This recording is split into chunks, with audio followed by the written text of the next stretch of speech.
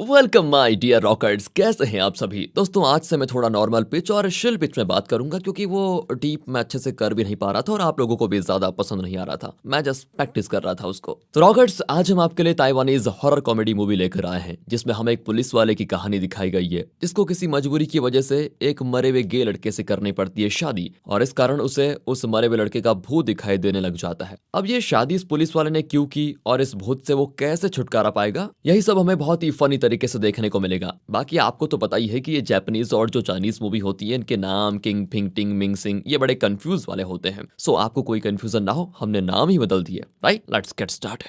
तो मूवी की शुरुआत में हमें एक बुजुर्ग महिला को देखते हैं जो किसी मरे हुए लड़के के नाखून और बाल वगैरह काट कर एक लाल लिफाफे में भर रही होती है। इसी के साथ ये सीन यहीं पर कट हो जाता है। अगले सीन में हम पुलिस ऑफिसर टॉम को देखते हैं जो कि एक जिम में अपने दोस्त चबी के साथ एक अमीरजादे को पकड़ने के लिए आया होता है क्योंकि उसने अपने पास कुछ नशीली गोलियां रखी होती है। अब जब टॉम उस लड़के को पकड़ ही रहा होता है तो वो लड़का धमकी देता है कि जानते भी हो मेरा बाप कौन है, लेकिन टॉम उसकी बात पर जरा भी ध्यान नहीं देता और उसे तुरंत अरेस्ट कर लेता है। अब टॉम की बात करें तो वो एक 30 साल का लड़का है, बढ़िया लड़का है, मतलब सिंगल लड़का है। वैसे भी रॉकर्स, आपको तो पता ही है कि सिंगल आज तक कौन रहा, कोई भी नहीं। हर किसी के मन में किसी लड़की को चाहने की चाह तो जरूर रहती है। मैंने सही कहा ना, आप इस पे रिएक्ट जरूर करना। और इस तरह टॉम को भी एक लड़की पर क्रश है, उसका नाम है लिन। हालांकि वो लड़की उसको बिल्कुल भी भाव नहीं देती। तभी इन्हें पता चलता है कि एक आदमी काफी सारी नशीली चीजों के साथ पुलिस से बचकर भागने की कोशिश कर रहा है। फिर उस आदमी का टॉम और लिन साथ में पीछा करते हैं। काफी लंबी कार चेस के दौरान एक वक्त तो ऐसा आता है जब पुलिस से भाग रहे उस आदमी का एक्सीडेंट हो जाता है। अब ये देखकर लिन जल्दी से उसको पकड़ लेती है। अब क्योंकि लिन ने अपराधी को पकड़ा था तो टॉम को रोड से सारी नशीली चीजें जो गिरी हुई थी उसे सबूत के तौर पर इकट्ठा करने का काम करना पड़ता है। अब जब टॉम ये सारी चीजें उठा ही रहा था तभी वो एक लाल लिफाफा देखता है। उसे उठाकर वो लिफाफा खोलता ही है तो उसमें एक लड़की की फोटो होती है और कुछ अजीब चीजें मिलती है। इसी बीच वहां पर वो बुजुर्ग महिला भी आ जाती है जिसे हमने शुरुआत में देखा था, जो नाखून काट रही थी वही वाली। इस बूढ़ी महिला को हम ग्रैनी कहेंगे। यहाँ पर और भी औरतें होती है जो टॉम को ऐसा कुछ करते हुए देख बड़ी खुश थी। असल में ग्रैनी का पोता मायो एक एक्सीडेंट की वजह से मारा गया और क्योंकि वो गे था और शादी भी करना चाहता था तो उसकी आखिरी इच्छा यही थी कि बस उसकी शादी हो जाए। और उसकी आखिरी इच्छा की पूर्ति के लिए ही ग्रैनी ने लिफाफा यहाँ पर फेंका था और सभी छुपकर इंतजार कर रही थी कि जो भी इस लिफाफे को उठाएगा उसी से वो अपने मरे हुए पोते की शादी करवाएगी। एक तरह से ये घोस्ट गे मैरिज थी। अब टॉम तो ये सब चीज नहीं मानता तो वो इस शादी के रिचुअल से साफ मना कर देता है। इस पर ग्रैनी कहती है कि अब तुम इससे भाग नहीं सकते, अगर तुमने मना किया तो बैड लक तुम्हारा पीछा नहीं छोड़ेगा। पर टॉम जरा भी इन बातों पर विश्वास नहीं करता और चला जाता है। अब पुलिस स्टेशन में जब टॉम पहुंचता है तो वो अपने डेस्क पर बिल्कुल वैसा ही लाल लिफाफा पड़ा देखता है। वो बहुत डर जाता है कि ये यहाँ कैसे आया। हालांकि वो उस लिफाफे को सीधा कूड़े में फेंक देता है। तभी वहां पर टॉम का सीनियर चैंग आता है। वो टॉम से कहता है कि तुमने आज लिन के साथ मिलकर बहुत अच्छा काम किया है, इसलिए मैंने तुम्हें और उसे दोनों को लाल लिफाफे में कुछ पैसे बोनस के तौर पर दिए हैं। तुम्हें वो लिफाफा मिला ना। अब चैंग की बात सुनते ही टॉम सीधे बाहर भागता है क्योंकि कूड़े को कलेक्ट करने वाला कूड़ा लेकर चला गया। अब टॉम दौड़कर उस गाड़ी के पीछे भागता है तो उसका एक्सीडेंट भी हो जाता है। उसे काफी चोटें आती है। अगले दिन वो पट्टी वगैरह बांधकर पुलिस स्टेशन पहुंचता है जहां पर चैंग पहले टॉम से चोट का कारण पूछता है। फिर इसके बाद वो सभी पुलिस वालों से बताता है कि जिस आदमी को लिन और टॉम ने कल पकड़ा वो असल में कैंग नाम के एक नामी क्रिमिनल के साथ काम कर चुका है। कैंग ही नशीली चीजों के बिजनेस के पीछे है और उसे किसी भी तरह पकड़ना अब हमारा मिशन है। अब ये सब होने के बाद टॉम चीफ के बुलाने पर जाता है जो उसे कहता है कि तुमने जिम से जिसे अरेस्ट किया था वो असल में एक बड़े बिजनेसमैन का बेटा है। तो बस उस बिजनेसमैन की ऊपर तक पहुंच होती है और उसके कहने पर चीफ टॉम को डिमोट कर देता है। यानी कि बेचारे टॉम की किस्मत में सब कुछ खराब चल रहा है। टॉम अगले दिन डिमोट होकर अपने काम पर जाता है जहां पूरा दिन काम करने के बाद टॉम अपनी गन से गोलियां निकाल कर रख देता है तो वो पूरी होती हैं। अब इन्हें नियम के मुताबिक तो गन एक खाली जगह पर चलानी होती है, पर पता नहीं कैसे गन में गोली रह जाती है और जब टॉम गन का ट्रिगर दबाता है तो गोली चलने के साथ वो कई बार टकराते हुए टॉम के पैर में ही लग जाती है। अब यहाँ टॉम समझ चुका होता है कि ये सब कुछ उसके साथ उस घोस्ट के साथ शादी ना करने की वजह से ही हो रहा है। बस फिर क्या था, टॉम जाता है ग्रैनी के पास और कहता है मैं शादी करने को तैयार हूँ। फिर सारे रिचुअल्स वगैरह हो जाती है और टॉम की घोस्ट मैरिज हो जाती है। इस चीज से टॉम बिल्कुल खुश तो नहीं था पर वो क्या करता। फिर टॉम को ग्रैनी मायो के फ्लैट पर लेकर जाती है जहां पर टॉम को अगले 3 दिनों तक इस रिचुअल के मुताबिक रहना पड़ेगा। सभी के जाने के बाद टॉम फिर नहाने धोने में लग जाता है। तभी पीछे से वहां पर उसे किसी के होने का एहसास होता है। अगले ही पल टॉम देखता है तो उसके ऊपर मायो का भूत बैठा होता है। वो पूरी तरह डर जाता है। यहाँ टॉम का भूत का डर तो था लेकिन साथ ही अपनी इज्जत का भी डर था उसको, क्योंकि मायो तो एक गे भूत है जिसकी शादी अब टॉम से हो चुकी है।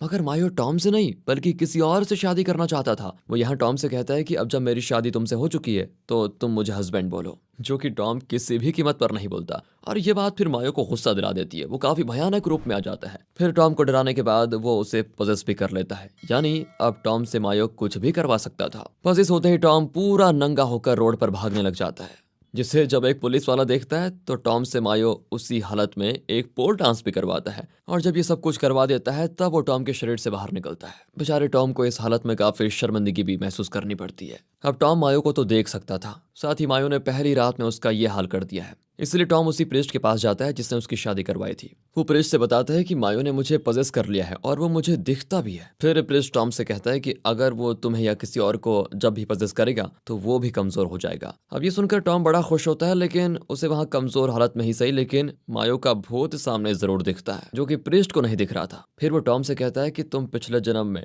मायो के वफादार डॉग थे और इसी वजह से इस जन्म में तुम मायो से इस तरह मिले हो। अगर उसकी आत्मा तुम्हें दिख रही है तो जरूर उसकी कोई अधूरी इच्छा रह गई हो, जिसे अगर तुम पूरा कर दो तो शायद उसे मुक्ति मिल जाएगी। अब टॉम प्रिस्ट के बताए अनुसार मायो से अगरबत्ती जलाकर माफी मांगता है, जिससे मायो ठीक हो जाता है और वो वादा करता है कि मैं अब तुम्हें कभी पजेस नहीं करूंगा। टॉम फिर मायो से पूछता है कि तुम्हारी अधूरी इच्छा है क्या वैसे। अब इस पर मायो कहता है कि मेरी पहली इच्छा तो यह है कि तुम ग्लोबल वार्मिंग को कम करने में योगदान दो। तो बस फिर क्या था। मायो के कहने पर टॉम थोड़ा डोनेशन करता है, प्लास्टिक और कचरा साफ करता है। इसके बाद अगली विषय होती है कि टॉम मायो के डॉग को पाल ले। मायो देखता है कि उसका डॉग भी टॉम की ही तरह उसे देख सकता है। टॉम ये भी कर देता है। और तीसरी विष ये होती है कि टॉम मायो की ग्रैनी से मिलने जाए और मायो के फोन में मौजूद वो अश्लील वीडियोस और फोटोज डिलीट कर दे। फिर टॉम मायो के कहने पर ग्रैनी से मिलने जाता है, जहां पर टॉम की मुलाकात एक बार फिर मायो के पिता से होती है, जिन्हें जब पता चलता है कि टॉम एक पुलिस वाला है तो वो उससे कहते हैं कि मैं उस शख्स को ढूंढ रहा हूँ जिसने उस रात में मायो का एक्सीडेंट किया था। पता नहीं किसने सीसीटीवी फुटेजेस को डिलीट करवा दिया है और पुलिस कुछ भी नहीं कर पाए। अब मायो के पिता से उसका फोन तो नहीं खुल रहा होता है क्योंकि उन्हें पासवर्ड नहीं पता।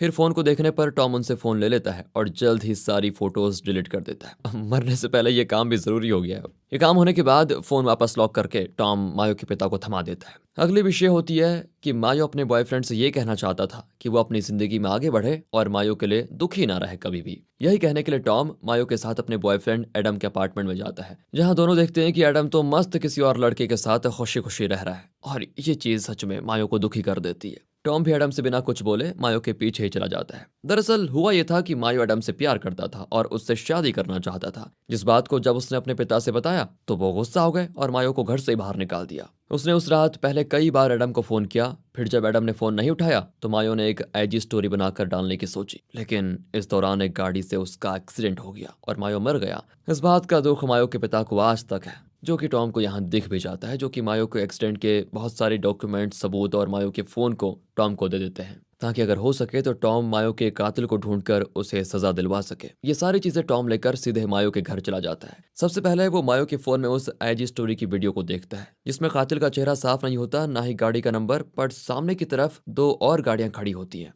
जिनके डैश कैम में कातिल का चेहरा जरूर आया होगा। अब उन दो गाड़ियों में से एक गाड़ी तो उस अपराधी की थी जिसे टॉम ने लिन के साथ मिलकर पकड़ा था। फिर जेल में टॉम उससे मिलने जाता है तो पता चलता है कि वह अपराधी पुलिस की पूछताछ के दौरान तो मारा गया। तो अब टॉम दूसरी गाड़ी को ट्रेस करता है। उस गाड़ी के मालिक का पीछा करते हुए टॉम मायो के साथ एक गे क्लब पहुंचता है। वो गाड़ी वाला आदमी उसी गे क्लब के अंदर गया था। वहां टॉम भी एकदम गे बनकर जाता है, मगर जब वो उस आदमी के करीब जाने की कोशिश करता है तो वो टॉम को बुरी तरह मार कर चला जाता है। यानी टॉम ने उसको गलत समझा, वो स्ट्रेट था, समझ गए ना। टॉम बेचारा मार खाकर मायो के साथ बाहर आता है। तभी कार के बाहर वो देखता है कि वहां लिन खड़ी हुई है। वो कार के अंदर आकर मायो के ऊपर बैठ जाती है, जो बात मायो को बिल्कुल पसंद नहीं आती। यहाँ असल में बात ये थी कि टॉम जिस आदमी का पीछा कर रहा था वो कैंग का खास आदमी था और लिन भी उसी के पीछे लगी हुई थी, ताकि वो कैंग के असली अड्डे का पता लगा पाए और उसे रंगे हाथ पकड़ ले। अब लिन को ये जानना होता है कि आखिर टॉम का तो डिमोशन हो गया, तो फिर वो इस केस में इतनी दिलचस्पी क्यों दिखा रहा है। लेकिन उसे क्या पता टॉम दूसरे केस के सिलसिले में इसका पीछा कर रहा है। तो टॉम उसको समझाता है कि नहीं, मेरा इरादा इसको पकड़ने का कुछ और है। एक्चुअली मेरे एक दोस्त को किसी गाड़ी ने ठोक दिया था और उसी की फुटेज इस आदमी के गाड़ी के डैश कैम में रिकॉर्ड हुई है, इसलिए मैं इसका पीछा कर रहा हूँ। उस साथ ही लिन को ये भी कहता है कि कैंग के आदमियों में मेरा एक खबरी भी मौजूद है।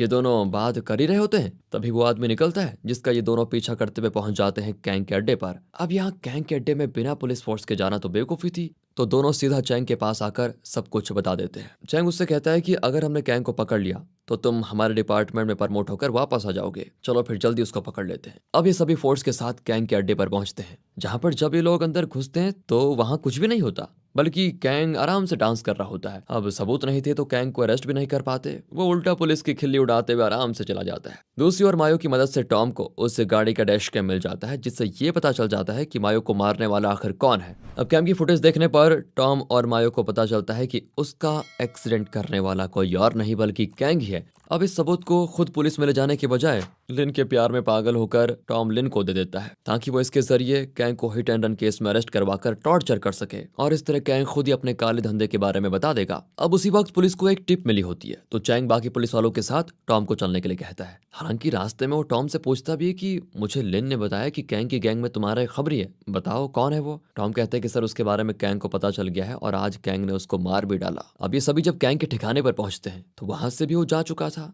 और ये बिल्कुल साफ था कि खबरी वाली बात के बारे में टॉम ने झूठ बोला था। और साथ ही अब इन्हें शक होता है कि हर बार की रेड्स में ये कैंग बच कैसे जाता है, कहीं कोई पुलिस में रहकर उसे खबर तो नहीं दे रहा। और चैंग को लगता है कि वो कोई और नहीं बल्कि टॉम ही है जो उसको खबर दे रहा है और हमें यहाँ पर बेवकूफ बना रहा है। वो टॉम से कहता है कि अब तुम तब तक सस्पेंड रहोगे जब तक उस खबरी का नाम नहीं तुम बता देते। अब सस्पेंड होने पर टॉम काफी ज्यादा गुस्सा हो जाता है, वो अपना गुस्सा उतारने के लिए सीधा एडम के पास पहुंचता है, जबकि मायो उसको रोक रहा था। टॉम एडम से कहता है कि मायो से घोस्ट मैरिज मुझे करनी पड़ी, चलो मेरे साथ अभी और तुम मायो से घोस्ट मैरिज करो, वो यही चाहता था। इस पर एडम कहता है कि वो चाहता था पर मैं नहीं चाहता, मुझे शादी करनी नहीं किसी से भी। अब ये बात सुनते ही टॉम एडम को 2 पंच लगाता है। साथ ही इस चीज को सुनकर मायो काफी दुखी हो गया है कि एडम उससे शादी नहीं करना चाहता। वो चुपचाप एक जगह पर उदास होकर बैठ जाता है। तब टॉम उसको आकर समझाता है कि देखो एडम तुम्हारे प्यार के लायक ही नहीं है। मायो कहता है कि मैं हमेशा से एक पार्टनर के साथ अपनी जिंदगी बिताना चाहता था और मुझे एडम से ही शादी करनी थी, लेकिन मुझे नहीं पता था कि उसे मेरी कोई परवाह नहीं है। अब बहुत हो गया है, शायद अब मैं मुक्त हो जाऊं। बस टॉम मुझसे वादा करो, बस तुम ग्रैनी और मेरे पापा से कभी कभी मिलने जाते रहोगे। अब इस चीज के लिए टॉम तैयार तो नहीं था, लेकिन मायो ने अपना मन बना लिया था, इसलिए वो सीधा स्वर्ग की तरफ चला जाता है। अगले दिन से टॉम मायो के जाने से दुखी तो था, पर साथ ही वो अपनी जिंदगी में व्यस्त हो जाता है। पर तभी उसे घर में किसी के होने का एहसास होता है और वो देखता है कि मायो फिर से आ चुका है। अब टॉम के पूछने पर मायो बताता है कि मैं स्वर्ग के गेट तक पहुंचा, उन्होंने मुझे अंदर ही नहीं लिया। उन्होंने कहा कि अभी तुम्हारी मुक्ति का वक्त ही नहीं आया, जब तुम मुक्त हो जाओगे तो अपने आप यहाँ पर बुला लिया जाएगा तुम्हें, इसलिए मैं वापस आ गया। पर कल रात मैंने कैप्टन चैंग को बात करते हुए सुना कि आज कैंग एक जगह आने वाला है, और उनकी बातों से ये साफ हो गया था कि वही गद्दार है और वही कैंग से मिले हुए हैं। शायद यही कारण था कि उन्होंने कैंग की गैंग में तुम्हारे खबरी के बारे में तुमसे पूछा था, इसलिए उन्होंने तुम्हें सस्पेंड किया। अब टॉम मायो के साथ निकलता है, साथ ही वो चौबी को कॉल करके पुलिस फोर्स भी बुलवा लेता है। जब टॉम पहुंचता है तो वहां पर गोलीबारी हो रही होती है। कैंग का पीछा करते हुए चैंग और टॉम अंदर जाते हैं, जिनके साथ मायो भी होता है। यहाँ टॉम चैंग के सर पर गन रख देता है और कहता है कि बहुत हो गया, रिवील कर दो जो भी तुमने किया है। पर चैंग कहता है तुम गलत समझ रहे हो, मैं उस वक्त लिन से बात कर रहा था, कैंग के यहाँ होने की इन्फॉर्मेशन उसने मुझे दी थी। इसी बीच इनके सामने कैंग आ जाता है और अचानक ही लिन आकर टॉम और चैंग को मारने के साथ उनकी गन भी छीन लेती है। फिर वो उन दोनों के हाथों में हथकड़ी से लॉक भी कर देती है, यानी कि वो ही असली गद्दार थी जो कैंग का शुरुआत से साथ दे रही थी। उसने मायो की मौत की सीसीटीवी को भी डिलीट कर दिया था, और लिंक का मकसद भी ये था कि वो कैंग के खजाने तक पहुंचकर उसे लूट पाए। असल में हुआ ये था कि कैंग ने लिन की मां को नशीली दवा देकर उसे मार दिया और उसके सारे पैसे लेकर भाग गया था। लिन का ये प्लान था कि सही समय आने पर जब कैंग देश छोड़कर अपनी सारी दौलत लेकर भाग रहा होगा, तब मौका देखकर लिन उसको धोखा देगी और पैसे लेकर चली जाएगी। बाकी कैंग को पुलिस तो नशीली चीजों की स्मगलिंग और मायो के हिट एंड रन केस में पकड़ लेगी। बस फिर क्या था, लिन यही करती है और कैंग के दोनों हाथ में चाकू मारकर चली जाती है। साथ ही टॉम के लिए कुछ दूर पर चाबी भी छोड़ गई थी। अब उसका ये रूप देखकर टॉम और मायो दोनों हैरान हो जाते हैं, लेकिन तभी वहां पर कैंग के आदमी आकर उसे आजाद कर देते हैं और कैंग टॉम के साथ चैंग को शूट करने वाला होता है। तभी कैंग को मायो पजेस कर लेता है। वो कैंग के जरिए टॉम और चैंग को आजाद करता है और साथ ही अपने कुछ आदमियों को भी मार देता है।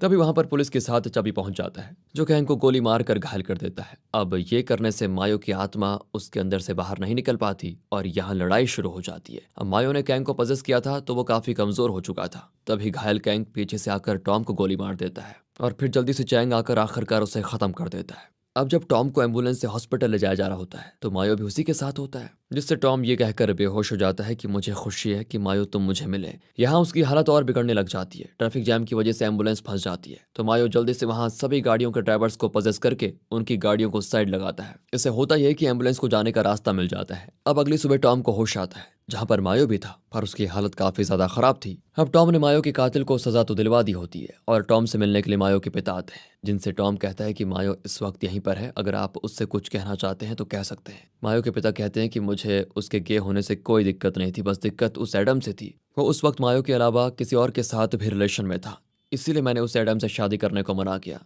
मुझे क्या पता था कि फिर कभी मैं मायो को देख नहीं पाऊंगा। मायो के मरने के बाद मैं एडम के पास उसके फ़ोन का पासवर्ड पूछने गया, उसने मेरी कोई मदद नहीं की, वो अपनी ज़िंदगी में मस्त था। फिर वहाँ मुझे तुम मिले, जिसने बिना किसी स्वार्थ के मेरे बेटे के कातिल को पकड़ा, उसे सज़ा दिलवाई। अगर तुम जैसा असल में मायो को मिला होता तो मैं सच में तुम्हारी शादी उससे करवा देता। ये कहकर वो टॉम को गले लगा लेता है और मायो भी काफ़ी रोता है ये सब सुनकर। अब उसका दिल अपने पिता को लेकर हल्का हो चुका था। तो इस बार सच में उसके जाने का टाइम आ जाता है। मायो खुशी खुशी टॉम से अलविदा कह के मुक्त हो जाता है। बाकी टॉम की बात करें तो वो धीरे धीरे ठीक हो चुका है। साथ ही वो अब मायो के पिता और ग्रैनी की देखभाल भी करता है और मायो की ग्रैनी के साथ उसके पिता को टॉम कहीं बाहर हॉलिडे पर भेज देता है, जहाँ वो आराम से रह पाए। और इस तरह दोस्तों इस मूवी की होती है हैप्पी एंडिंग। मिलते हैं अगली वीडियो में, तब तक के लिए ध्यान रखिए अपना and finally thanks for watching.